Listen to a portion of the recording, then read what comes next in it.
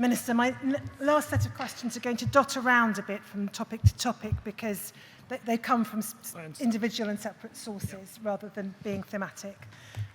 So first of all, and this goes back to your evidence about trying to push IBCA on a greater appetite for risk. Yes.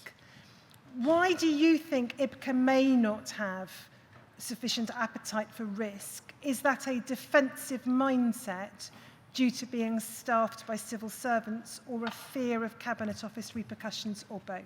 I don't think it's either of those things. I think, and again, I'm sure that can be put directly to Sir Robert Francis and David Foley tomorrow, but my sense is that they try to combine stewardship of public money with moving as quickly as possible on the compensation scheme. Has the government's duty of candour bill consultation thus far included the infected blood community? So there hasn't been a formal consultation on the duty of candour bill, but obviously there was a recommendation from, it's one of Sir Brian's recommendations, in fact, of the 12. I attended a Victims' Day, obviously, back in February when there were a range of groups present. So the direct answer to your question, there hasn't been a formal consultation, but are the infected blood community and the recommendation of Sir Brian Langstaff central to that bill? Obviously, that is the case. If there is any form of engagement or consultation that involves victims or families, can you give the assurance that that will include victims and families through whatever appropriate means from the infected blood community? Yes, I can't give a guarantee on a formal consultation that would cause delay, but certainly in terms of going across different, and just to be absolutely clear, although it is called a Hillsborough law, and obviously the Hillsborough family is at the forefront of our minds, there are a number of other victims here, including obviously the infected blood community. So, but the straight answer to your question is yes, but just to be absolutely clear, it is across a range of people, whether it's Post Office Horizon victims, Grenfell Tower. There's a series, unfortunately, of people who've been the victim of these scandals. Are you, as the Cabinet Office, under pressure from the Treasury not to agree to make changes on or consult upon tariffs within the scheme? No. On the question of delayed compensation, if there's no uplift or interest, do you accept that those who receive compensation later in the process will, as well as having had to wait longer, will be likely to be financially worse off? Well, clearly, if you are paid later, inflation will obviously mean that there is an erosion of the value of the money over that period. As I said in my earlier evidence, it's a broad-based tariff scheme. It's about the totality of fairness within that scheme. And I gave the example earlier in my evidence about the care award, for example, being more generous than would be the case if you ran individual civil claims before the courts. We looked earlier at that piece of advice regarding HIV and the date 1st of January 1982, and I think you've understood the points being put and have agreed that you're going to take that away. Yes. Was that advice reflective of an approach recommended by the expert group and or the solicitors who were the sole appointees to the panel which the government set up? I don't recall speaking to them about that particular date, and I would obviously at some stage in the last 10 months that we call them a sort of sub that appears up to ministers for decision. It undoubtedly would have appeared in one of those. Well, maybe I can pick that up with Mr. Quinault, who may have more granular knowledge. Was the change in relation to the SCM because the Treasury said no to what had been introduced? No. When I was asking you about the SCM issue and the expert group's thinking and the reference to the expert group not thinking it appropriate for applicants to describe the impact of the condition on them, are you aware that claims managers in fact actively encourage people to describe the impact of infections upon them when they're invited to claim? Yes, this is something when I visited IBCA earlier in the year, this is, I know, part of the approach and the training, quite rightly, to take a compassionate, enabling approach. And of course, nobody can put themselves in the shoes of victims and fully understand the awfulness of what people have gone through. But I do think that process of explaining impact is very important. And that perhaps further undermines the basis of the expert group's advice. Would you agree? Well, the point that, as I say, reading that page, which I read, I don't see it again, but reading it in isolation, I didn't read it as disparaging, but I totally understand the context in which that would be understood. There are a number of points you've agreed to go away and look at today. Yes. Would you accept that had the government engaged better with the community and heard what was being said over the last weeks and months, you would have started reconsidering these matters months ago? But, look, I don't come here to offer a counsel of perfection, of course, and I think there's always an argument that if you'd taken particular steps, they might have had different results. On the other hand, particular steps might have had more negative results. But I don't come here to offer a counsel of perfection. I come here in a spirit of construction, whereas I think everybody has the same objective here of wanting to make the compensation payments more quickly. You've talked about a very important yardstick for you being avoiding further delay. In circumstances where it could be said it's the government's failure to listen, hear, engage with the community, and I'm including the previous government very much in this, that's caused a delay, is it fair that that effectively should be visited now upon the community by not embarking upon a fresh look at some of their concerns? Well, it isn't, it's where we are as of today. And it is simply the test that what I think everybody collectively wants to do is to ensure people get their money as soon as possible, and to do something now. That's the test I set out earlier that would cause undue delay, and that obviously would make everybody think twice. Just on the sum offered to the 3 advocacy charities last Friday by the Department of Health, do you know if because that's expressed to be, I think, for 1 year only. Yes. Do you know if it is a one-off or if it's something which may be a repeat grant? So I would want that to continue into the future. Obviously, what's happened, it's obviously to do with, you know, and I hesitate to tread into this because it's not direct knowledge, just to make that absolutely clear. But I think it's probably unsurprising that it is 1 year only because it's money that's coming out of the DHSC budget for that year. So it's not surprising, I think it is for 1 year. But clearly, I would want to come back and revisit that in terms of where the charities are going to be at the end of this 12 months. And I've been asked to ask the same question completely separately by 2 of the charities involved. And that was a degree of confusion about the reference you made, I think, to some kind of bidding process. Well, and just to be absolutely clear, the way I understood, and I think I read the letter from Minister Dalton I've not seen Minister Dalton since last Friday, but the reason I used that phrasing is I think I read the word grants, so that's why I was using that particular language. So would it be fair to say if either the organisations or we, the inquiry, need further clarification on that, it might be best to go directly to the DHSC? Yeah, in terms of direct clarification, I would suggest yes. On the question of allowing affected people to register now, is that something that's down to IBCA to decide, or is that something the Cabinet Office decides? So it would be down to IBCA to decide on registration, and obviously they then take a judgment, obviously, as to, you know, their capacity, as it were, to deal with particular claims. In terms of that, probably in terms of their invitations to people, their capacity, I think that's something probably for Sir Robert Francis David Foley to comment on, but it's IBCA's decision on that.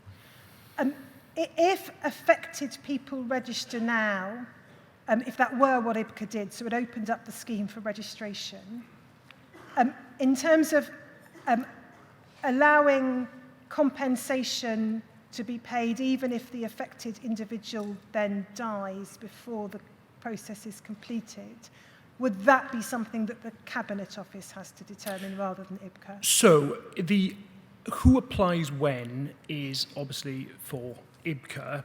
At the moment, as I indicated in my earlier evidence, in terms of the payment to the affected estate, that has obviously been determined in the scheme. So if someone passed away very sadly before there'd been an offer and acceptance, there obviously isn't an IBCA discretion there because the point has been set at offer and acceptance, so they wouldn't have. So you could have somebody registered at the moment, but that point about the point at which compensation is payable to the estate is still as it is set in the rules. I think I understood from your earlier evidence that the question, the possibility of a supplemental route being opened for affected people, children, siblings, and so on, was something that you would go away and consider. That's exactly it, and I think, as I indicated, on a number of occasions in my earlier evidence, the test that I use is about whether that causes even greater delay. On the question of legal support, and you said that you signed off on the provision of legal support, and just so that there's no confusion amongst, I'm thinking more about media reporting here, because you referenced issues in other schemes about lawyers and large sums of money. These are not fees which ever become payable by the individual. They're paid by the government, and they're paid on a set rate that's been negotiated and agreed by the government. Yes, so it's a set amount that I've signed off, and yes, it's not paid by the individuals. And as I understand it, what's currently been agreed is something that's applicable to the core route. Will legal support, and I'm not asking you to commit to a specific sum, but will, in principle, legal support be available for supplementary route claims given their extraordinary complexity? Yes. Why, in the interests of expedience and avoiding delay, can IBCA simply not be permitted to make the unethical research award to all recipients of blood products? Well, look, I think, again, there was a line drawn in the scheme in terms of specific tests. I'm sure Mr. Quinn will be able to help with this tomorrow in terms of the specific nature of the research that was going on and then the particular centres. I think as we discussed and I agreed to take away looking at IBCA in relation to this to make the situation easier going forward, which I think I said I would do in previous evidence. Just on the question of funding, and you said you've been pushing for funding for organisations, does this include funding directly for as well as the 3 organisations covered by that letter, other organisations such as Haemophilia Scotland, the Scottish Infected Blood Forum, Haemophilia Northern Ireland, Haemophilia Wales, and others? So this is you put your finger on a very pertinent issue here, because of course one of the features of this terrible scandal is that the importation of the blood and the blood products is in the pre-devolution age. So one of the issues that we're dealing with in terms of Sir Brian's recommendations, both in terms of the funding of charities but also in terms of some of the health elements, is that as of today, some of the responsibility for implementation lies not with Westminster, but it lies now with the devolved administrations. And one thing that I've always been clear about with officials is working with the devolved administrations where there are specific groups in Wales, Scotland and Northern Ireland as well. So to be absolutely clear, what the Department for Health and Social Care is dealing with is obviously the situation in England, but alongside that, as a minister, we do work with the devolved administrations as well, and that's going to be an important aspect as well in terms of not just the support going to the charities, but also for some of the implementations in relation to the National Health Service. Will your update to Parliament in the course of this month, as I understand it's anticipated to be, address that issue? I'm not asking you for the answer to it now, if you're going to give it to Parliament, but will it include addressing the recommendations that were made by this inquiry about funding more broadly to those organisations? Yes, just one qualifier, as I say, I do need permission of the House of Commons Speaker to give a statement, so I couldn't definitively say, I wouldn't assume that permission, but the objective is to update Parliament. And in direct answer to your question, as you can imagine, and I say this particularly as a Welsh Member of Parliament, the devolved administrations are very much uppermost in my mind, and that point about the scandal being a pre-devolution scandal in large part is something that, of course, I would want to address. And believe me, if I didn't address it, the MPs from Scotland, Wales and Northern Ireland would ask about it, quite rightly. Well, I'm sure we'll all await the update with great anticipation. What do you intend to do about the concerns expressed by witnesses this morning, but voiced by everybody who has communicated with the inquiry, which characterises the attitude of government as involving them being talked at by government rather than talked to, not heard, and paying only lip service to their concerns?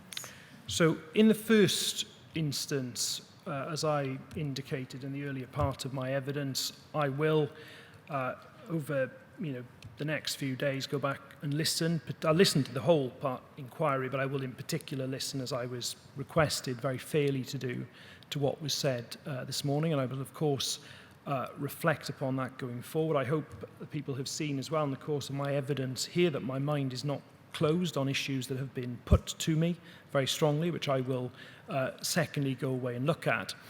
Then thirdly, also as I was indicating earlier, I then obviously will look at my role in relation to IBCA, because the real powerful sense we all have of the quickening of the payments. I will be both, as I said, doing two things in relation to that: holding IBCA to account, first of all, in terms of getting into this steep curve of the increase in offers and subsequently payments made, but secondly, standing ready as well for that additional support as is required for IBCA to move forward to. As part of your commitment to transparency, can you agree to regular communication and publication of what you, the government, have done or are doing in response to the concerns and issues raised by the community, so as to show people that what you're doing is more than lip service? I can certainly agree to that regularity of communication. I'm happy to reflect on the best form, most effective, most useful form that might take. Last question, and I should just add, both for the benefit of people here and those listening, some of the questions I've been asked to consider relate to issues I'm going to pick up with witnesses tomorrow.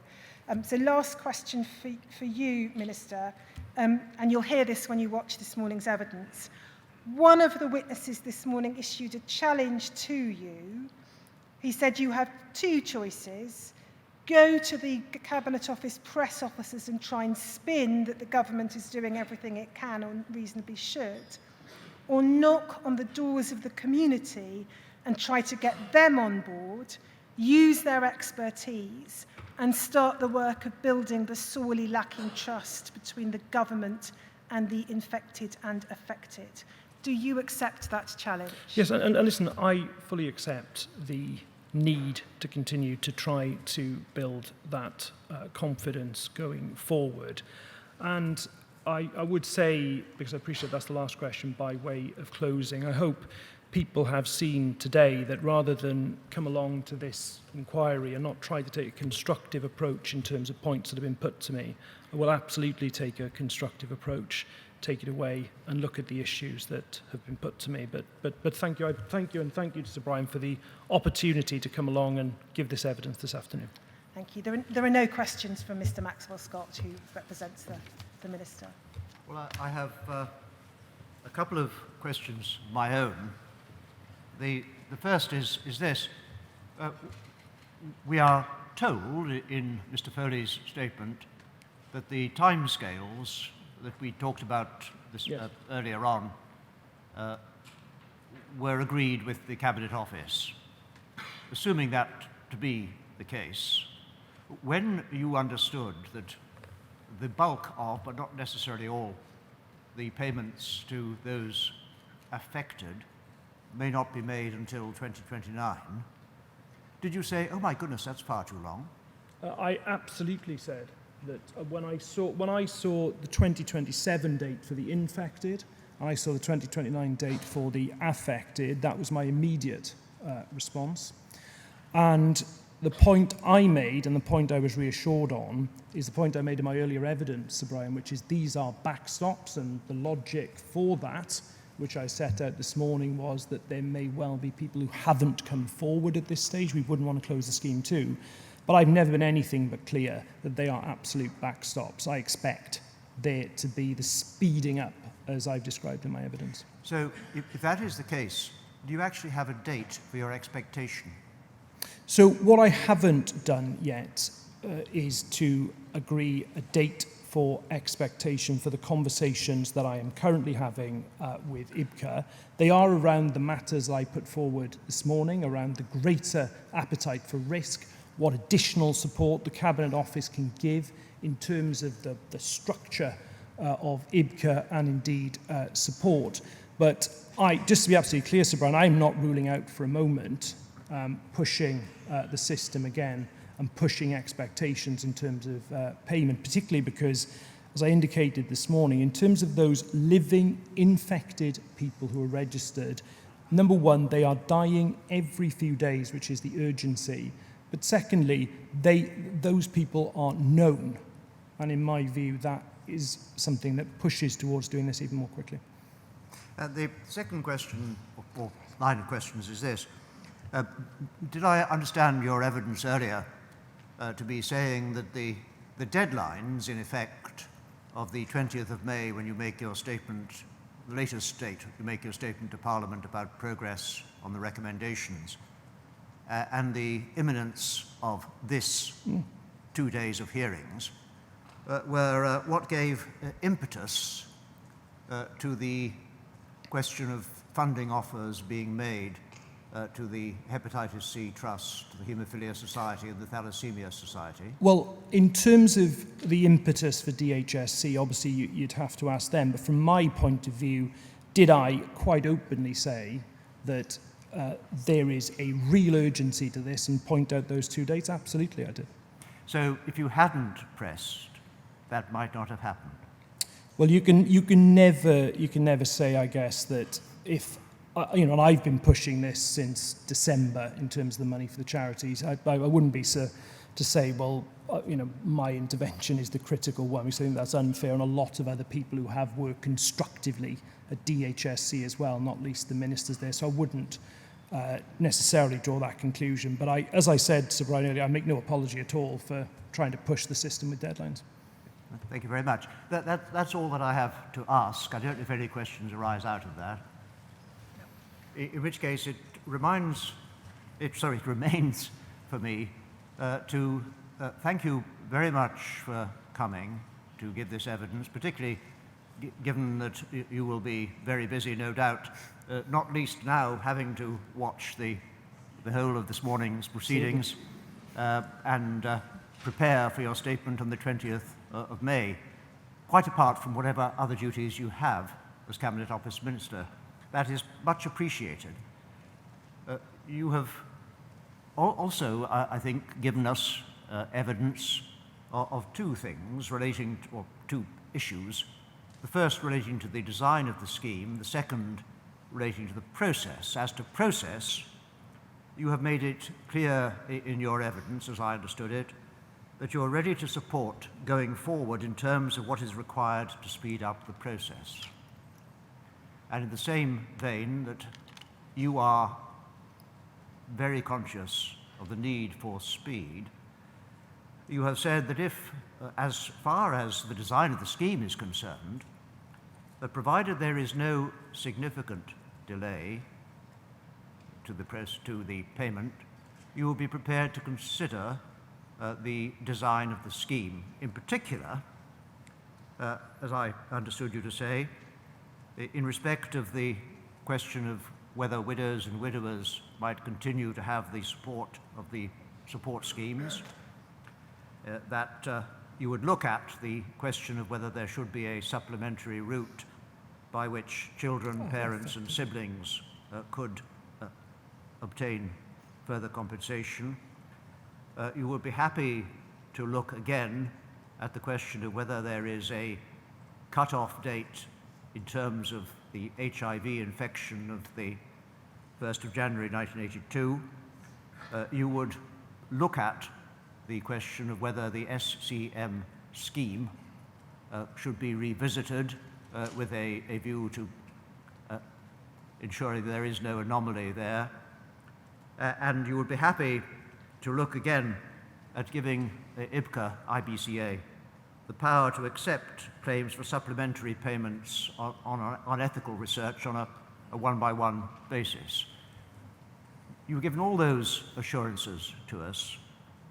I hope and feel sure that you must realize that you have, by those undertakings, given hope to those people who are here listening to what you have to say, and that you are aware when you leave today that you will have the trust of this community in your hands, and it will be in part by what you consider the right answer should be, whether that trust is acknowledged as rebuilt so far as they are concerned, or jettisoned on the other hand.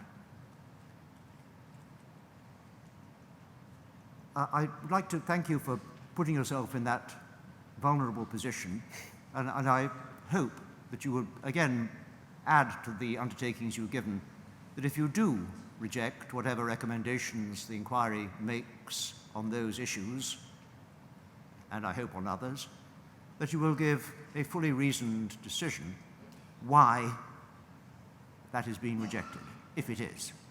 I hope, of course, they won't be.